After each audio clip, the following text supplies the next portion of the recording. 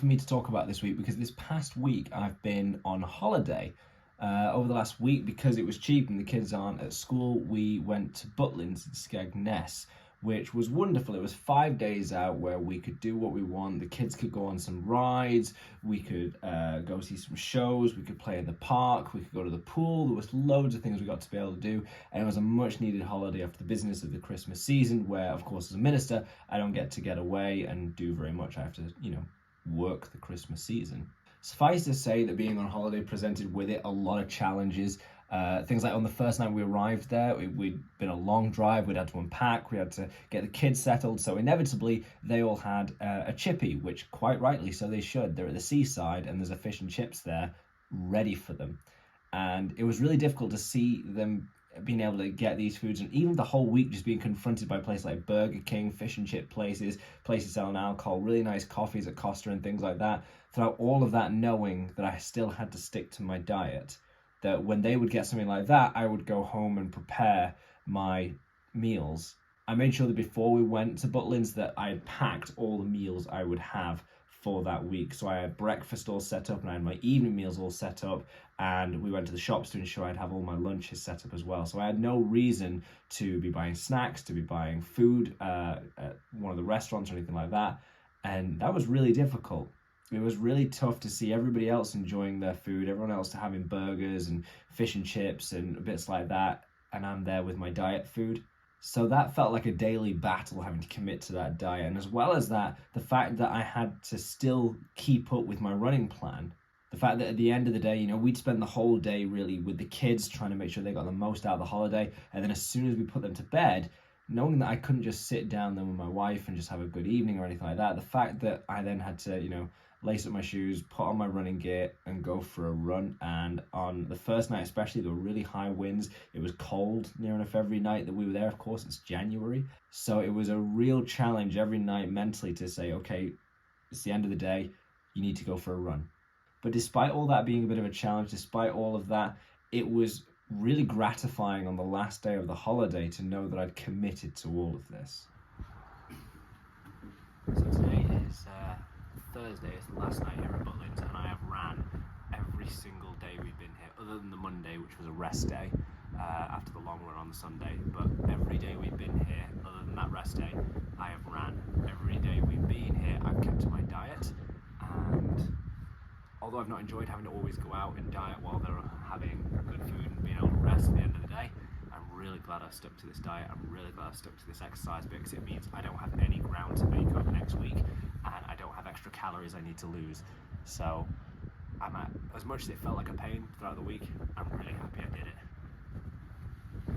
So yeah, it was a challenge, but as I said, usually when I go on holiday, it's a time where I just let myself go. I eat whatever I want, I don't do much exercise, and I come back off the holiday, and there's always that moment when you get back off holiday and you go, wow, I really let myself go. You had a bad day, you're taking one down, you sing a sad song just to turn it around.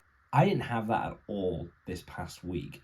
We got back on Friday night and I felt as fit as ever. In fact, I feel like I've continued to lose weight over this past week. I could continue to see the improvements that have been made.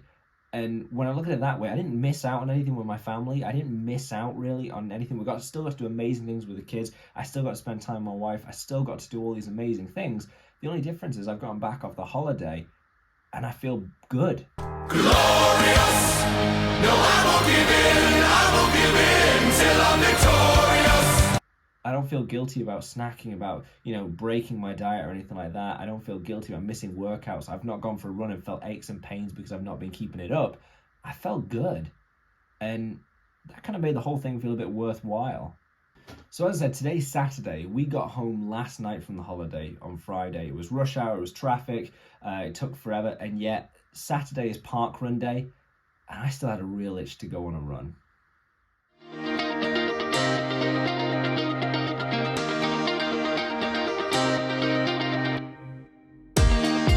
It's a weird thing really, that even though when I'm on holiday, it feels like a bit of a chore to have to then get out and go for a run when it's raining, when it's windy, when you want to do nothing more than just stay at home with the family and spend time with my wife and things like that. Even when running can feel like a chore, as soon as I get back into my normal routine, I'm now already in a habit where the thing I want to do is run. So it was a long day driving yesterday. We spent the day in Skegness, and then we drove through rush hour traffic to get home, and everybody was tired. We were all in bed early, and yet this morning is Saturday, which is park run day.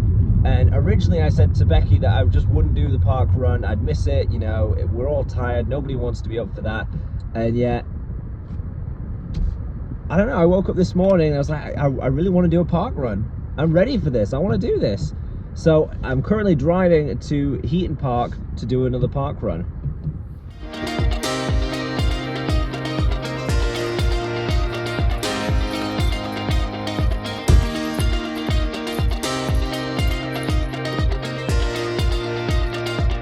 I've come in actual clothes today. I felt like it's too... Every week I get here, I'm absolutely freezing and I'm itching for the race to start, and then I feel my joints are cold and everything because I've not warmed up or anything. It's absolutely freezing. Today's not too bad. It's not like the other week where there was ice and frost everywhere. I think we'll be on the actual course today rather than an amended one, because last time we were here,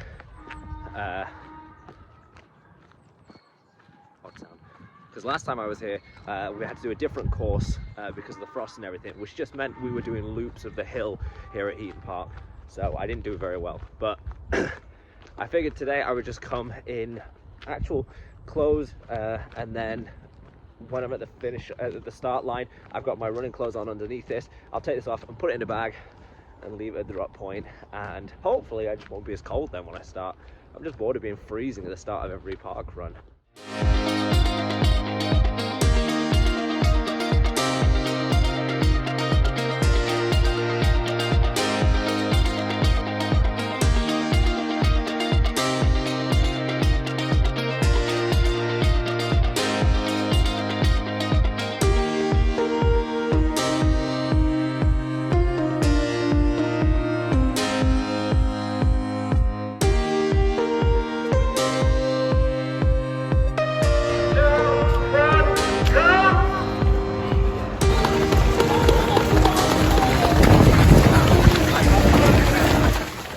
Tough park run, but it's done. There was one lad who I was absolutely shoulder to shoulder with for probably the first half, and then on the big hill I just managed to pull ahead of him and leave him in my in my rear view mirror. And then on the last stretch around the lake, just before you hit the actual finish line, he came up and locked shoulder to shoulder with me again, and he just had more left in the tank by the end of it. We got to the final stretch, he pulled forward, I couldn't catch him. He was good. But today is one of the best times I've had. I think it's only about 5 or so seconds slower than my official fastest time, and given that I've not even been training for a month yet, I'm really happy with that. I'm hesitant to share like the results of these things because of course I'm not training to get the best park run time. I'm not training to get the fastest 5k I can get. So some Saturdays, I will not be at peak condition. Like if I've got a heavy workout or heavy run or long run on the Friday night, then I won't be my best on the Saturday. And rather than constantly measuring my runs on a park run, I'd rather just focus on marathon training. This is just really, the park run is a great experience for what it's like to run in a race, what it's like to run with other people, what it means to pace yourself, like that guy to maybe take it a bit slower at the start of the race so that he could pull past me at the end. That's what this is about. It's not about getting the best, fastest 5k. I'm always absolutely dead by the end of these because it takes everything.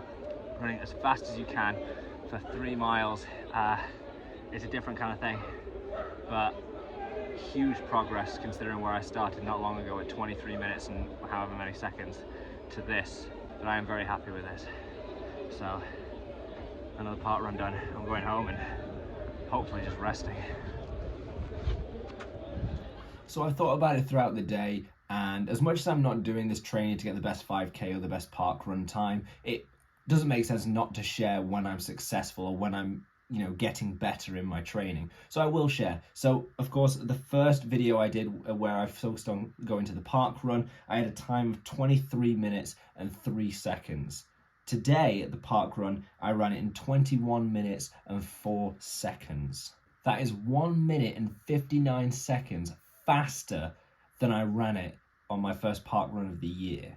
So in the space of 3 weeks and making those sacrifices in my diet and, keeping to my training plan even while on holiday, I have managed to lose 1 minute and 59 seconds off of my park run time. It's important to take little wins like this and see this and go, yeah, I can see the progress. The journey towards the marathon is a long thing. It's roughly about 4 months of training. As I said in the first video, it was like 110 days till the marathon. That is a long time to keep momentum for your diet, for your training, and very often it's slow bits of progress you see. You don't always see your improvements as clearly as you can do at a park run. So it's nice on a day like today to look at it and go, okay, I sacrificed a lot this week. My evenings, my eating out and things like that. It felt really a bit more of a challenge. But you see something like this today and you think, yeah, this is working. This is good. And of course, the big excitement is the fact that tomorrow, which is Sunday, is going to be my first cheat meal of this training plan. I told myself I was only going to have one cheat meal every month. So that way it's not going to affect my calories too badly. It's not going to affect my weight. It should be easily worked off. And Sunday is my long run anyway, which tomorrow's run is about an hour and 45 minutes. So I should be clearing about a half marathon in that time. So tomorrow, after all month of eating well, of stopping myself from eating out, tomorrow I get to treat myself with a cheat meal. So on the next video, I'm going to talk a little bit about my cheat meal and probably a bit about how I've managed to lose as much weight as I have in this first month of the marathon. Because I think on the next video, it'll have been a month since I started, I think. So all that next time. I'm also doing these videos in the hope to encourage people to sponsor me for the London Marathon. I'm hoping to raise around £2,000 for the Samaritan's Purse charity, and in particular wanting to raise money for their international crisis response part of their charity. What that means is what they do is when there's a natural disaster, when there's conflict and various other things going on around the world, they will send out resources, they'll send out people to help, and they will give all that to the area. So if there's a natural disaster and they send equipment out and things in hospital beds, they will often leave those things there to help with people. They're very active at the moment in Ukraine, helping with the orphans, helping with a lot of people struggling and providing help. And they do all of this unapologetically in the name of Jesus. And it's a wonderful thing to support. So I'm really desperate to raise £2,000 to help the ministry they're doing, the work they're doing to help people affected by natural disasters, by conflict, for those in Ukraine who are suffering. I think it's a wonderful thing to give money to. So if you've watched this and you have enjoyed the video, or if you want to see me progress in this journey towards the marathon, or just want to do something nice today, then I will leave a link to my funding page, my sponsor page, whatever you call it, in the description below this video. Please do click on it and consider giving money to the Samaritan's Purse. All of it is very much appreciated and helpful, so please do that.